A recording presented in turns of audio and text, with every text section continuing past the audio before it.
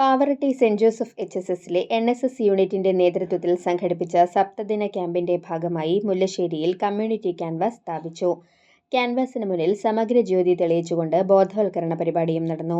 മുല്ലശ്ശേരി ഗ്രാമപഞ്ചായത്ത് vice president KV Shiju ഉദ്ഘാടനം ചെയ്തു.